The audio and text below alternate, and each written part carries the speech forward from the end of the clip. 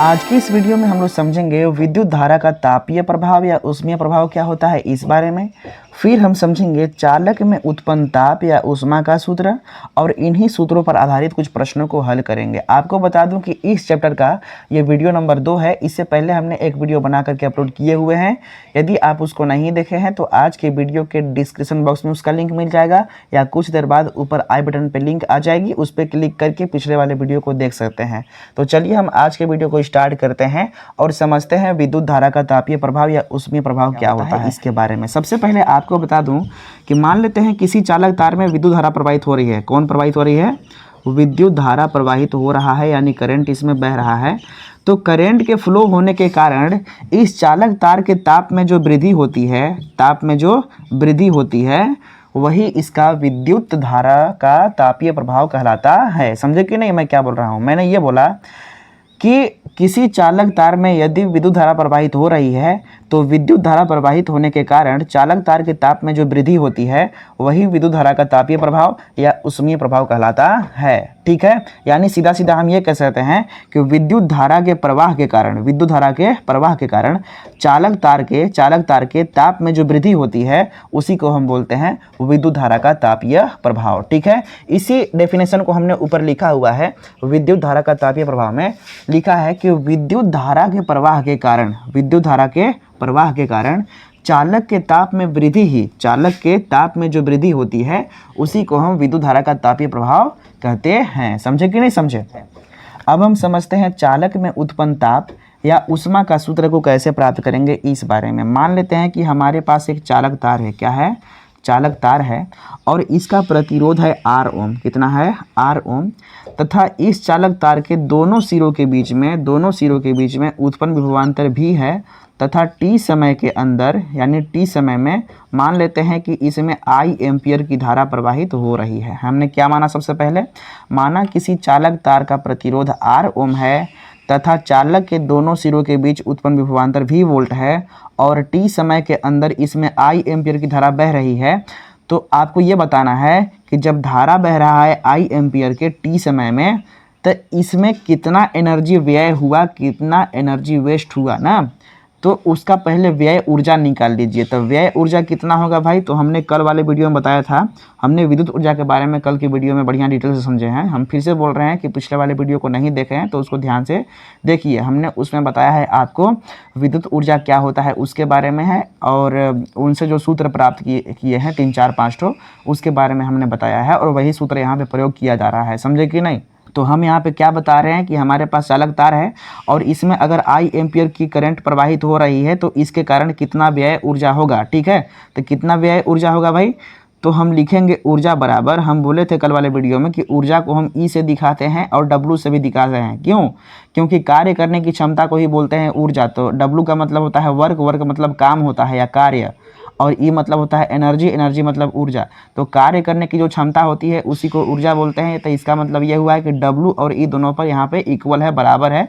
तो हम चाहें तो हम W को लिख सकते हैं एनर्जी की जगह पर। ठीक है, तो इसलिए कितना ऊर्जा व्यय हुआ तो लिखेंगे W बराबर, क्या लिखेंगे? W बराबर VIT। क्या? VIT। इतना एनर्जी वेस्ट होगा। समझे कि नहीं समझे? नहीं समझे तो पिछले वाले वीडियो के बाद देखो ध्यान से, इसके बाद समझ में आएगा। तो हम जो बात यहाँ पे बोले हुए हैं वही चीज़ यहाँ पे लिखे हुए हैं। क्या लिखे हुए हैं? माना किसी चालक तार के दोनों सिरों के बीच उत्पन्न विभवांतर भी हो।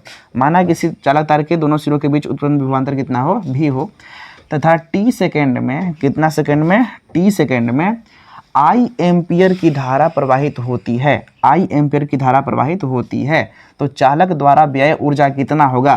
तो व्यय ऊर्जा कितना होगा? W = VIT।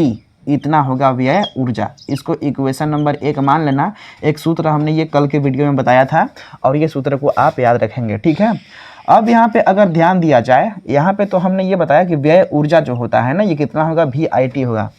यहाँ पे नोट में एक चीज़ हमने लिखा है कि यह ऊर्जा ही, कौन सा ऊर्जा ही? जो व्यय ऊर्जा है ना, इसी के बारे में बात कर रहे हैं कि यह ऊर्जा ही, यानी यह व्यय ऊर्जा ही ऊष्मा के रूप में व्यय होती है। समझे कि नहीं? अगर किसी चालक तार के अंदर जो ऊर्जा व्यय हो रही है ना, उसी को हम कहेंगे कि वो ऊष्मा के रूप में निकल रही है।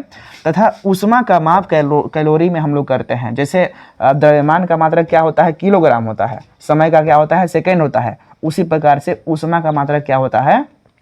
कैलोरी होता है। क्या होता है? कैलोरी। तो ध्यान से समझने वाली बात है कि जो ऊर्जा चालक तार से व्यय होती है ना, व्यय होती है, वही ऊर्जा ऊष्मा के रूप में बाहर निकलती है। किस रूप में बाहर निकलती है? ऊष्मा के रूप में। आपको बताना चाहूँगा, जैसे मान लेते हैं आपको हम दौड़ा दिए 4 किलोमीटर 5 किलोमीटर, तो सबसे पहले तो आपका बॉडी जो रहेगा वो ठंडा रहेगा। लेकिन आप जैसे जैसे दौड़ेंगे ना, तो आपके बॉडी से एनर्जी निकलेगी। जैसे जैसे एनर्जी कम होता जाएगा तो आपका शरीर जो है हीट होते जाएगा, यानी गर्म होते जाएगा। समझे कि नहीं? तो इसका मतलब जो ऊर्जा आपके अंदर से व्यय हो रहा था वह ऊष्मा के रूप में ही बाहर आ रहा था। और ठीक इसी प्रकार से यहाँ भी है। अगर चालक तार में अगर ऊर्जा अगर निकल रहा है, व्यय हो रहा है, तो ऊष्मा के ही रूप में निकलेगा। समझे कि नहीं? तो वही चीज़ यहाँ पे लिखे हैं हम कि यह ऊर्जा ही, यानी जो ऊर्जा व्यय हो रही है ऊष्मा के रूप में व्यय होती है, ऊष्मा के रूप में निकलती है। ठीक है। और ऊष्मा को हम बोलते हैं कि इसका माप कैलोरी में किया जाता है। यानी ऊष्मा का जो मेजरमेंट होता है, यूनिट होता है, क्या होता है? कैलोरी होती है। अगर इतनी बातें समझ चुके हैं तो इस बात को भी ध्यान में रखिए कि 4.2 जूल में 1 कैलोरी ऊष्मा होती है। ठीक है। अगर मान लेते हैं आपके बॉडी से 4.2 जूल एनर्जी निकला है, तो हम समझेंगे कि 1 कैलोरी ऊष्मा आपके बॉडी से निकला है। ठीक है। तो मान लेते हैं यहाँ पे तो चालक तार है, और चालक तार में मान लेते हैं कि एनर्जी 4.2 जूल उत्पन्न हुआ है, यानी निकला है बाहर। तो हम समझेंगे कि उस चालक तार का जो हीटिंग प्रोसेस है, वो जो ऊष्मा है, ये 1 कैलोरी है। कितना है? 1 कैलोरी।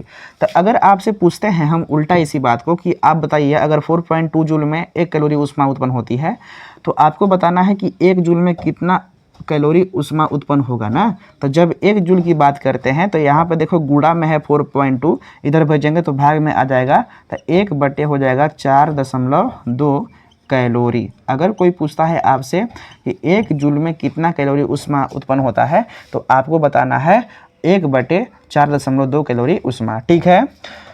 अगर 1 जूल में इतना उत्पन्न हो रहा है, तो आपको अब जितना भी जूल का अगर पूछता है मानना, तो आप आसानी से बता सकते हैं। अगर मान लेते हैं आपसे हम पूछते हैं कि 1 कलम का मूल्य कितना है, समझिएगा ध्यान से। 1 कलम का मूल्य मान लेते हैं कि 10 रुपये है। कितना है? 10 रुपये है। ठीक है। तो अगर आपसे हम पूछते हैं कि 20 कलम का दाम बताइए, 20 कलम का दाम बताइए, तो कुछ नहीं करना होता है, 20 का गुणा करना होता है। 20 का गुणा कर देना है इस 10 रुपया में, तब 20 दहा 200 रुपये हो जाएगा। समझे कि नहीं समझे? कहने का मतलब है, अगर 1 जूल का पता चल गया ना कि 1 जूल में कितना कैलोरी ऊष्मा उत्पन्न हो रहा है, तो आप चाहे कितना भी जूल का पूछता है ना, तो सीधा इसमें गुणा करा दीजिएगा, तो हो जाएगा आपका आंसर। ठीक है। तो मान लेते हैं, तो अगर देखो यहाँ पे लिखे थे चूंकि, यानी हम जानते हैं कि 4.2 जूल में 1 कैलोरी ऊष्मा होती है, तो इसलिए 1 जूल में कितना उत्पन्न होगा? तो इतना होगा ना। 1 जूल में तो इतना हुआ। लेकिन लेकिन लेकिन मान लेते हैं कि W जूल हमारे पास ऊर्जा है। W जूल का मतलब 1 जूल, 2 जूल, 3 जूल, 4 जूल, कुछ भी हो सकता है, यहाँ पे कोई भी मान सकते हैं ना। लेकिन W जूल ऊर्जा व्यय हो तब, ऊर्जा व्यय हो तब कितना कैलोरी ऊष्मा होगा? तो हम बताए हैं गुणा करना है, कुछ नहीं करना है। ठीक है। तो लिखेंगे W जूल के लिए, W जूल के लिए ना क्या लिखेंगे? केवल W का गुणा कर देना है। W का गुणा कर देना कितना में? 1.4.2 इतना में। ठीक है। 1/4.2 में इतना कैलोरी आपको एनर्जी मिल जाएगा। किस में? W जूल में। ठीक है। तो यहाँ पे लिखेंगे W बटे 4.2 कैलोरी। समझे कि नहीं समझे? तो आपको हम बता दो कि हमने अभी कुछ देर पहले आपको बताया था कि जो ऊर्जा व्यय होती है ना, वही ऊष्मा के रूप में बाहर निकलता है। ठीक है। तो क्या हम W को, यानी कि जो ऊर्जा व्यय हो रहा है, उसको हम ऊष्मा के बराबर लिख सकते हैं? बिल्कुल लिख सकते हैं। ऊष्मा को हम बोलते हैं हीट। क्या बोलते हैं? हीट। और ऊर्जा को बोलते हैं क्या चीज़? हम एनर्जी या वर्क, कार्य करने की क्षमता को ही ऊर्जा बोलते हैं। या तो हम बोल सकते हैं E = W = H, यानी E मतलब ऊर्जा हो गया, W मतलब कार्य हो गया, H मतलब ऊष्मा हो गया। ठीक है। यानी ऊर्जा देखा जाए, ऊर्जा कहो चाहे कार्य कहो चाहे तो हीट कहो, हीट मतलब ऊष्मा ना, तीनों आपस में क्या है? इक्वल है। तीनों के तीनों एक ही चीज़ है ना। तो अगर देखा जाए ना, तो हम W को H भी लिख सकते हैं। क्या लिख सकते हैं? H, यानी ऊष्मा। क्या लिख सकते हैं? ऊष्मा। भाई तीनों आपस में बराबर है तो हमें कोई दिक्कत नहीं है, आप E लिखिए, चाहे W लिखो, चाहे H लिखो, तीनों चीज़ तो बराबर है। तो एक चीज़ आपको सूत्र प्राप्त हो गया, क्या चीज़ भाई? H equal to W/4.2 calorie. यानी अगर मान लो कि हमारे पास W जूल अगर कैलोरी निकल रहा है ऊर्जा, तो उस कंडीशन में हमारे पास एक फार्मूला ये प्राप्त हो गया। अब दूसरी चीज़, हम यहाँ पे W का मान निकाले हैं VIT पहले से ना, अगर W का मान यहाँ पे रख देंगे तो क्या हो जाएगा? ध्यान से समझिएगा ना क्या होगा। तो लिखेंगे H इक्वल टू, H मतलब ऊष्मा ना, जो भाई चालक तार में जो करंट प्रवाहित हो रही है तो उसके कारण जो ताप उत्पन्न हो रहा है ना, उसके बारे में बात कर रहा हूँ। यानी उसमें जो जब करंट प्रवाहित होती है तो जो ऊष्मा निकलता है उसको हम H से दिखा रहे हैं। तो आपको बताना है कि ऊष्मा कितना निकल रहा है, ठीक है। तो W का मान अगर देखा जाए तो यहाँ से लिखेंगे तब हो जाएगा VIT, ठीक है। जहाँ पर W है वहाँ पे क्या रखना है? VIT बटे 4.2 कैलोरी। ये जो हम ताप निकाले हैं या ऊष्मा जो निकाले हैं किसके पद में है? अब ये सूत्र जो हम प्राप्त किए हैं ना, किसके पदों में प्राप्त किए हैं? तो ध्यान से देखा जाए तो यहाँ पर लिखा है V मतलब विभवांतर, I मतलब विद्युत धारा। यानी हम कह सकते हैं कि विभवांतर तथा विद्युत धारा के पद में ऊष्मा का सूत्र प्राप्त कर लिए हैं। तो किसके पदों में भाई? तो विभवांतर और विद्युत धारा के पदों में, ठीक है।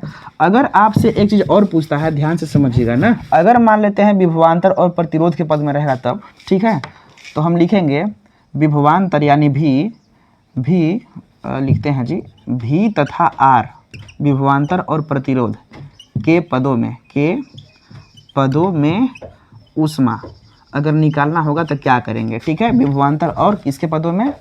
विभवांतर और प्रतिरोध के पदों में। तो कैसे करेंगे ना, तो हमें कुछ नहीं करना है। जैसे H इक्वल टू क्या है? H इक्वल टू लिखा है VIT बटे में 4.2 कैलोरी, इतना लिखा है ना। ध्यान समझिएगा, जहाँ पे I है तो I का मान हम लिख सकते हैं V बटे R ओम के नियम से। किसके नियम से? ओम के नियम से। तो अगर I का मान रख देंगे हम V बटे R तो कितना हो जाएगा? ध्यान से देखना, यहाँ पे हमें क्या लिखना है? V बटे R। तो ऊपर हो जाएगा V यहाँ पे और नीचे आ जाएगा R। ऊपर आ जाएगा V, यहाँ पे आ जाएगा R, क्योंकि हमने I का मान लिखा है V बटे R। तो एक भी यहाँ है, एक भी यहाँ है, इसका मतलब V का V में गुणा कर दो तो V का स्क्वायर हो गया। क्या हो गया? V का स्क्वायर इंटू T बटे 4.2 इंटू R। समझे कि नहीं? इतना कैलोरी हो गया। तो हम सीधा ये बोल सकते हैं कि अगर विभवांतर और प्रतिरोध के पदों में आपसे पूछता है ऊष्मा का सूत्र, तो आप लिखेगा ऊष्मा का सूत्र V स्क्वायर इंटू T ये वाला अपॉन 4.2 इंटू R कैलोरी। ये किसके पदों में है भाई? ये किसके पदों में है? तो विभवांतर और प्रतिरोध के पदों में है, ठीक है। अगर आपसे पूछता है एक चीज़ और सिर्फ कि चलो इस बार हम धारा यानी I तथा R के पदों में हम निकालते हैं ऊष्मा का सूत्र। किसका सूत्र? ऊष्मा का सूत्र। तो कैसे निकालेंगे? अभी शुरुआत में हम VI के पद में निकाले थे, फिर VR के पद में। हम चाहते हैं कि I और R के पद में भी ऊष्मा का सूत्र निकल जाए, तो उसके लिए हम क्या करेंगे? जहाँ पे V है वहाँ पे ओम के नियम से V बराबर IR एक सूत्र होता है। तो जहाँ V है वहाँ पे IR लिख दो तो आपका काम बन जाएगा, ठीक है। तो हम लिखेंगे H इक्वल टू ये वाला H इक्वल टू जहाँ पे भी है वहाँ पे क्या लिखेंगे? I इंटू R और इसका स्क्वायर है तो इसका मतलब इसका भी स्क्वायर करना पड़ेगा। यहाँ पे T है तो T लिख दो और बटे में यहाँ पे क्या है? 4.2 कैलोरी है ना। अब ध्यान ये देना है, यहाँ पे कटेगा एक चीज़। क्या कटेगा भाई? कटेगा क्या चीज़? यहाँ पे I का स्क्वायर है तो I स्क्वायर होगा, इंटू R का स्क्वायर है तो R स्क्वायर हो गया, इंटू यहाँ पे T है ये है, बटे में 4.2 इंटू R है। अब नीचे भी एक R है, ऊपर 2 ठो R है। तो क्या एक ठो R से हम 2 ठो R है तो एक ठो नहीं काट सकते हैं? बिल्कुल काट सकते हैं। तो क्या बचा भाई? हमारे पास बचा I स्क्वायर ये वाला इंटू R ये वाला इंटू T अपॉन 4.2, बस इतना कैलोरी ना। इसका मतलब ये हुआ, अगर आपसे पूछता है I और R के पदों में सूत्र किस चीज़ का, ऊष्मा का, तो आप लिखिएगा H इज इक्वल्स टू ये वाला आई स्क्वायर, क्या लिखेंगे, आई स्क्वायर ये वाला, फिर R into T upon 4.2 calorie. ठीक है, तो आपको बेसिकली कुछ बातें ध्यान में रखना पड़ेगा। सबसे पहले अगर आपसे पूछता है कोई विद्युत धारा का तापीय प्रभाव क्या होता है, तो सीधे आपको बताना है कि विद्युत धारा के प्रवाह के कारण जो चालक के ताप में वृद्धि होती है उसी को हम बोलते हैं विद्युत धारा का तापीय प्रभाव। दूसरी चीज़ आप याद रखिएगा, ये वाला सूत्र, ये सूत्र कब बना है, मान लेते हैं कि आपके पास एक चालक तार है और चालक तार के बीच में विभवांतर कितना है, भी है, और इसमें टी सेकेंड में मान लेते हैं कि आई एम्पीयर की प्रवाहित हो रही है धारा, तो उस कंडीशन में जो ऊर्जा व्यय होती है वही है W is equal to VIT। ठीक है, अब हम ये बताए हैं इसमें कि जो ऊर्जा का मेजरमेंट होता है, ऊर्जा का मात्रक क्या होता है भाई, ऊर्जा का तो जूल होता है, क्या होता है, जूल। तो जो ऊर्जा होती है ना, जो व्यय हुआ है तार में से, वह ऊष्मा के रूप में बाहर आता है। किसके रूप में, ऊष्मा के रूप में बाहर आता है। तो हम एक चीज़ बताए हैं कि ऊष्मा का मात्रक होता है कैलोरी, क्या होता है, कैलोरी, और ऊर्जा का मात्रक होता है क्या चीज़, जूल, क्या होता है, जूल। तो हम एक चीज़ बताए आपको कि भाई 4.2 जूल में आपको 1 कैलोरी ऊष्मा प्राप्त हो जाएगी। तो 1 जूल में कितना कैलोरी प्राप्त होगा आपको ऊष्मा, तो कुछ नहीं करना है, यहाँ पे 4.2 इधर गुणा में है, इधर लेंगे तो भाग में हो गया, तो इतना कैलोरी आपको ऊष्मा प्राप्त हो जाएगा 1 जूल ऊर्जा में। ठीक है, तो जब 1 जूल में इतना कैलोरी आपको मिल गया ऊष्मा, तो अगर डब्लू जूल का बात करें तो कितना होगा, तो कुछ नहीं करना है, डब्लू का गुणा करो। अगर 1 कलम का मूल्य 10 रुपया है तो 10 कलम का मूल्य क्या करना पड़ेगा, गुणा करना पड़ेगा। तो ठीक उसी प्रकार से अगर 1 जूल में अगर इतना कैलोरी ऊष्मा उत्पन्न हो रहा है, तो इसका मतलब डब्लू जूल में डब्लू का गुणा करना पड़ेगा इसके साथ, तो इतना आया, कितना आया, इतना आया। तो यहाँ पे देखो डब्लू का मान हम रखे हैं, यहाँ से डब्लू का मान रखे हैं समीकरण 1 से। जब डब्लू का मान यहाँ पे रखेंगे तो VIT हो जाएगा। जब यहाँ पे VIT हो जाएगा तो ये एक फार्मूला प्राप्त हो गया, क्या हो गया, एक फार्मूला प्राप्त हो गया। किस चीज़ का भाई, ऊष्मा का फार्मूला, किसके पदों में, तो यहाँ पे V यानी विभवांतर, यहाँ पे I विद्युत धारा है, यानी विभवांतर और विद्युत धारा के पदों में ऊष्मा का सूत्र यानी हीट का फार्मूला प्राप्त हो गया, यानी H equal to VIT upon 4.2 calorie. ये आप सूत्र याद रखेंगे और इन्हीं सूत्रों पर आपको मिलेंगे प्रश्न अभी। ठीक है, और इसको देख लो भाई, हमने क्या किया कि यहाँ पे V और I था, इस पर हम V और R के पद में निकाले, V और R के पदों में निकाले ऊष्मा का सूत्र। तो अगर R के पदों में निकालना है तो जो I है, I का मान रख दो, ओम के नियम से V/R होता है। तो जहाँ भी I था यहाँ पे I का मान हम क्या रखे, V/R।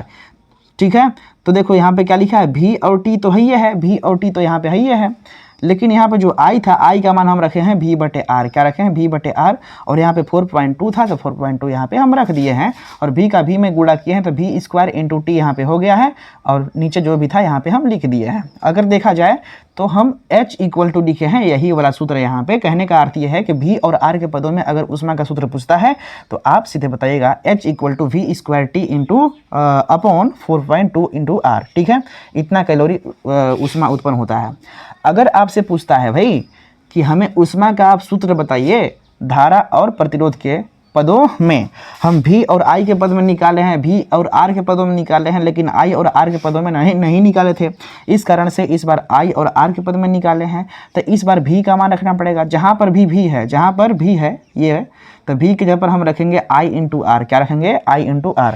तो अगर V के मान हम रख देंगे I इंटू R, तो यहाँ से काटने पीटने के बाद में बचेगा आपको ये वाला, यानी ये प्राप्त हो जाएगा। कहने का मतलब है कि आप ये फार्मूला याद रखेंगे, आप ये याद रखेंगे और ये याद रखेंगे। ठीक है, और साथ ही साथ ये। ठीक है, अगर इतना फार्मूला आप याद रखेंगे तो इन्हीं सूत्रों पर आधारित आपको प्रश्न पूछे जाएंगे आपके एग्जाम में। ठीक है, तो हम अब प्रश्न को हल करते हैं। इससे पहले आप इसका स्क्रीनशॉट ले लीजिए, बस ले लिए स्क्रीनशॉट।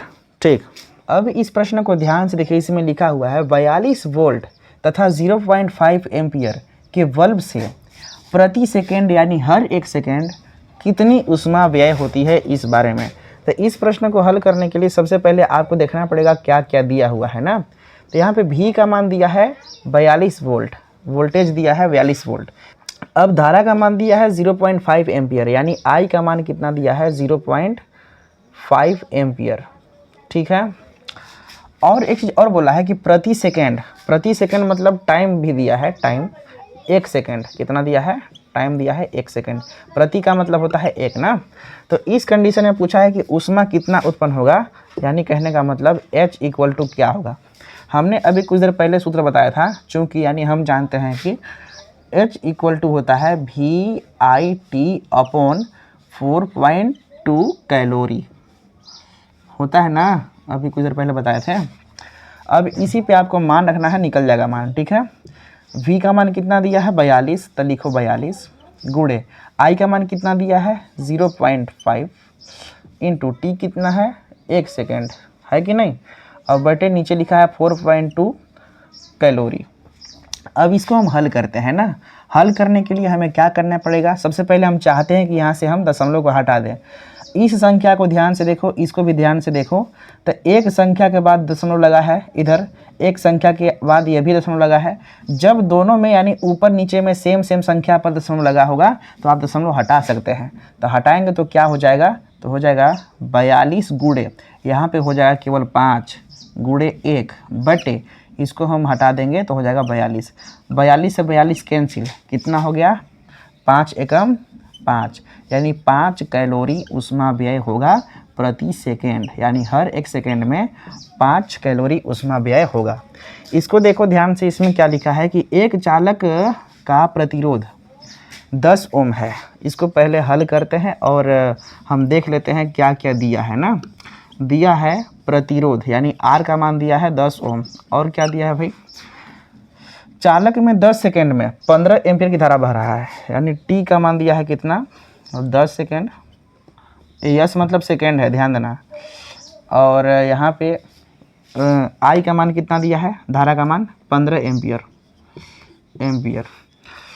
तो चालक में उत्पन्न ऊष्मा का मान ज्ञात करो, यानी H इक्वल टू क्या होगा। लिखा है एक चालक का प्रतिरोध 10 ओम है, चालक में 10 सेकेंड में 15 एम्पीयर की धारा बह रही है, तो चालक में उत्पन्न ऊष्मा का मान ज्ञात करो, ठीक है। क्या होता है, चूँकि H इक्वल टू होता है I square R into T upon 4.2 calorie, ठीक है। अगर देखा जाए यहाँ पे तो हम I की वैल्यू रखेंगे, I का वैल्यू कितना है 15, तो 15 का स्क्वायर कर दो इंटू R का मान कितना है 10 है, गुणे T का मान कितना है 10 सेकेंड है, इसका भी बटे कितना है 4.2 कैलोरी। 15 का स्क्वायर कितना होता है 225, कितना 225 गुणे 10 दहा में 100 बटे लिखा है 4.2। अब हम चाहते हैं कि यहाँ से दशमलव को हटा दें, तो हटाने के लिए क्या करना पड़ेगा, या तो आप यहाँ दशमलव लगाइए या तो आप यहाँ दशमलव लगाइए अपने मन से, जहाँ मन है। तो हम मान लेते हैं कि यहाँ पे दशमलव हम लगा दिए। दशमलव के बाद इधर एक अंक है तो अपने से इधर एक जीरो लगा देना है। अगर दशमलव के बाद 2 अंक होता तो इधर 2 जीरो लगाते, दशमलव के बाद 3 अंक होता तो 3 जीरो लगाते। तो अब जब सेम अंक पर दशमलव है तो हटा सकते हैं, तो 225 गुणे हो जाएगा 1000, ठीक है। अब यहाँ पे हो जाएगा 42।